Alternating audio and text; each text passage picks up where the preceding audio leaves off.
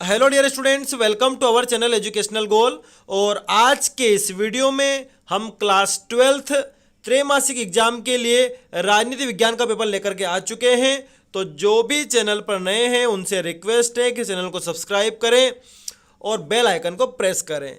तो देखिए, आपको जो कुल प्रश्न आएंगे 23 प्रश्न आएंगे, ठीक है। और पूर्णांक आपका 80 अंक का रहेगा, ठीक है। निर्देश आप सभी जानते ही हैं। देखिए, सबसे पहले आपको सही विकल्प दिए हुए हैं और इनके हम साथ ही साथ इनके हम सॉल्यूशन भी देखेंगे, इसलिए वीडियो के अंत तक आपको बने रहना है, ठीक है। तो देखिए, सबसे पहले जो पहला प्रश्न है, समाजवादी गुट के देशों को क्या कहा जाता है। तो देखिए, इनको कहा जाता है द्वितीय दुनिया के देश, ठीक है। तो बी वाला आ जाएगा इसमें। फिर अगला प्रश्न है कि चीन ने कौन से व्यापार की नीति अपनाई। तो उस नीति का नाम है खुले द्वार की नीति। सभी वीडियो को लाइक कर दीजिएगा। देखिए, तीसरा प्रश्न है भारत और बांग्लादेश के बीच गंगा जल बंटवारे का 30 वर्षीय समझौता हुआ था, यानी कि कब हुआ था ये समझौता। तो देखिए, ये समझौता हुआ था दिसंबर 1996 में, ठीक है। दिसंबर 1996 में। ये सारे प्रश्न बहुत ज़्यादा इम्पोर्टेंट है और एग्जाम में इनमें से बाहर कुछ भी नहीं जाएगा, ठीक है। अगला प्रश्न है कि भारत का पहला राज्य कौन है जहां पर सार्वभौमिक वयस्क मताधिकार का सिद्धांत अपना कर चुनाव करवाए गए, ठीक है। तो देखिए जरा, वो राज्य है मणिपुर। कौन सा राज्य है वो? मणिपुर है, ठीक है। नीति आयोग की स्थापना कब हुई थी? तो 2015 में, ठीक है। आगे बढ़ते हैं। छठा प्रश्न है शिमला समझौता हुआ था तो 1972 में, ठीक है। ये आपके सारे ऑब्जेक्टिव्स हो गए हैं। अब आगे देखते हैं हम रिक्त स्थान प्रिय विद्यार्थियों में आपको सूचना बता देता हूँ, एक बहुत महत्वपूर्ण सूचना कि हमारे चैनल पर इंग्लिश की पूरी सीरीज सिस्टमेटिक चल रही है। आपके जितने भी चैप्टर्स हैं उनकी समरी और उसके क्वेश्चन आंसर हमने अपलोड किए हुए हैं। सभी की प्लेलिस्ट बनी हुई है, जैसे नोटिस, पोस्टर, एडवर्टीजमेंट, ठीक है, क्वेश्चन आंसर, रिपोर्ट, आर्टिकल। तो जो भी हमारे आर्ट के विद्यार्थी हैं, आपको तो इंग्लिश समस्या लगती ही है, इसलिए आप चैनल को सब्सक्राइब जरूर करिएगा और हमारे चैनल के होम पेज पर जाकर के प्लेलिस्ट देखिए आप और किस प्रकार से हमने उनको बनाया हुआ है, ठीक है। चलिए अब देख लेते हैं रिक्त स्थान। भारत में प्रथम परमाणु परीक्षण रिक्त स्थान को हुआ। तो देखिए 18 मई 1974, पहले वाले में आ जाएगा 18 मई 1974, ठीक है, 1974। फिर अगला है नीति आयोग के वर्तमान उपाध्यक्ष हैं, तो उनका नाम है डॉक्टर राजीव कुमार। डॉक्टर राजीव कुमार, राजीव कुमार, ठीक है, आप समझ गए होंगे, डॉक्टर राजीव कुमार। फिर अगला है भारत विभाजन के पश्चात सांप्रदायिक दंगों ने रिक्त स्थान समस्या को बल दिया। तो देखिए, इसका उत्तर रहेगा शरणार्थी समस्या, ठीक है। शरणार्थी की समस्या हो गई थी प्रदेश में, तो शरणार्थी समस्या, समस्या तो उसमें लिखा हुआ है। रिक्त स्थान का शाब्दिक अर्थ आघात पहुंचाकर उपचार करना है। तो देखिए, ये शॉक थेरेपी है, आप सभी जानते हैं शॉक थेरेपी। शॉक मतलब झटका देना, थेरेपी, ठीक है, शॉक थेरेपी। अगला है मार्शल योजना की स्थापना रिक्त स्थान में हुई, तो 1948 ईस्वी में, 1948 में, ठीक है, 1948 में हुई। फिर अगला है श्रीलंका में रिक्त स्थान समुदाय बहुसंख्यक है, तो बौद्ध जो समुदाय है वहाँ पर वो श्रीलंका में बहुसंख्यक है। भारत आसियान का सदस्य रिक्त स्थान में बना। तो देखिए, इसका उत्तर है 23 जुलाई 1996, 23 जुलाई 1996, ठीक है। अब आगे बढ़ते हैं हम। देखिए, आगे है सही जोड़ी और पहला वही शॉक थेरेपी का परिणाम क्या हुआ। तो देखिए, अर्थव्यवस्था का तहस नहस होना, ये यहाँ पर ये आ जाएगा इसमें। मैक मोहन रेखा, तो भारत और चीन के बीच में, ठीक है। नेपाल में राजतंत्र की समाप्ति जो हुई वो कब हुई? 2008 में। सीमांत गांधी कहते थे खान अब्दुल गफ्फार खान को, ठीक है। वर्गीज कुरियन, तो देखिए इसमें क्या आ जाएगा? इसमें आ जाएगा सहकारी डेयरी, ठीक है।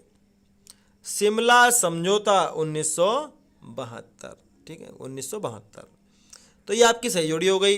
फिर से मैं आपको बता दूं कि जो भी इंग्लिश पढ़ना चाहते हैं रेगुलर, वो चैनल को सब्सक्राइब जरूर करिएगा, ठीक है। आगे बढ़ते हैं हम। निम्नलिखित कथनों के लिए सत्य एवं असत्य लिखिए। सत्य सत्य बताने आपको कि सोवियत संघ प्रथम विश्व युद्ध के बाद महाशक्ति के रूप में उभरा। तो देखिए ये बात जो है वो सत्य है, ठीक है। पहले वाले में आ जाएगा सत्य, मैं यहाँ पर सत्य लगा रहा हूँ, राइट। दूसरा है भारत आसियान का सदस्य 1996 में बना। तो बिल्कुल सही बात है, 23 जुलाई 1996 अभी हम देख चुके हैं, इससे पहले किर्गिस्तान में। फिर अगला है चीन को दक्षिण एशिया का अंग माना जाता है। तो ये असत्य बात है। उत्तरांचल राज्य बनने से पूर्व बिहार का हिस्सा था, ये असत्य बात है। प्रथम पंचवर्षीय योजना में कृषि पर बल दिया गया, ये सत्य बात है। और भारतीय विदेश नीति के निर्माता पंडित जवाहरलाल नेहरू थे, सत्य बात है, ठीक है। आगे बढ़ते हैं। देखिए पांचवा प्रश्न जो है, निम्नलिखित प्रश्नों के उत्तर एक शब्द अथवा एक वाक्य में दीजिए।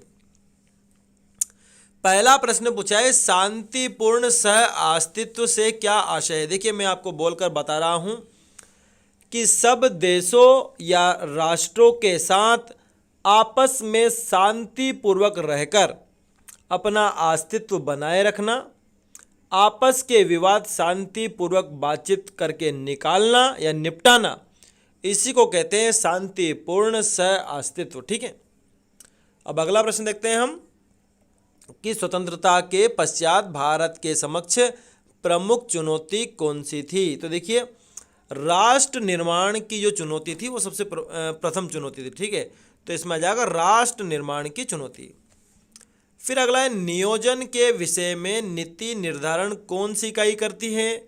तो उसको बोलते हैं परामर्शदात्री, परामर्शदात्री,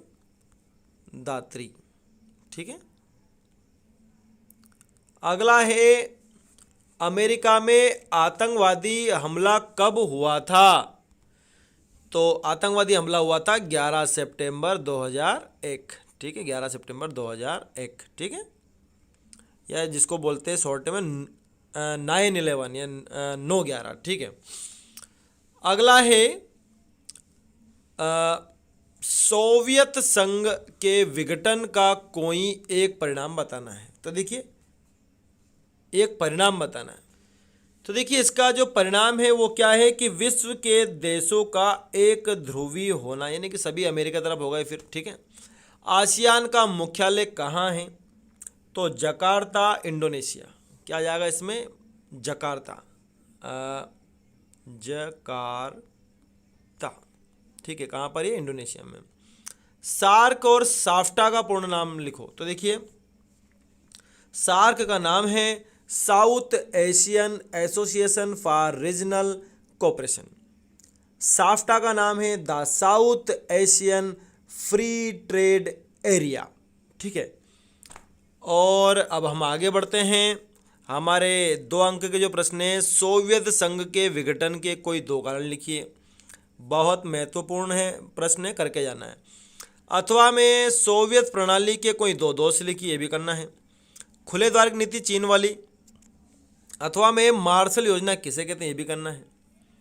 फिर 8वां प्रश्न है कि भाई सिंधु नदी जल समझौता कब व किन देशों के बीच हुआ, ये करना है।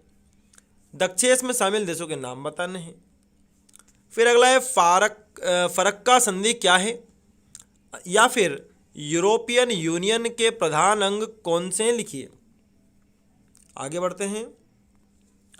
10वां प्रश्न है 4 सैनिक संगठनों के नाम लिखना है, या फिर बर्लिन की दीवार किसका प्रतीक थी। अगला प्रश्न है कि स्वतंत्र भारत की प्रमुख चुनौतियां कौन सी थी, या फिर राज्य पुनर्गठन आयोग क्या था, लिखिए। फिर 12वां प्रश्न है कि नियोजन का अर्थ एवं इसकी परिभाषा लिखिए, या फिर योजना आयोग के कोई दो कार्य बताने हैं। फिर 13वां प्रश्न है विश्व बंधुत्व से क्या तात्पर्य है, या फिर निःशस्त्रीकरण से क्या आशय है। 14वां प्रश्न है संयुक्त राष्ट्र संघ के कोई दो उद्देश्य लिखिए, या फिर ऑपरेशन फ्लड को समझाइए। 15वां प्रश्न है कि द्वितीय पंचवर्षीय योजना पहली से किस प्रकार भिन्न थी, ठीक है, और इसके अथवा में भी वही प्रश्न है, आपको सिर्फ एक ही करना है। सोवियत प्रणाली क्या थी, समझाइए, या फिर आसियान विजन 2020 की प्रमुख बातों को लिखिए। अब यहाँ से 3 अंक का स्टार्ट हो चुके हैं 16वें से। 17वां प्रश्न है साफ्टा क्या है, इसके प्रमुख लक्ष्यों को लिखिए, या फिर दक्षिण एशिया क्षेत्र की मुख्य विशेषताओं को लिखिए। 18वां प्रश्न है सार्क संगठन में भारत की भूमिका बताना है, या फिर स्वतंत्र भारत की विदेश नीति की प्रमुख विशेषताओं को लिखना है।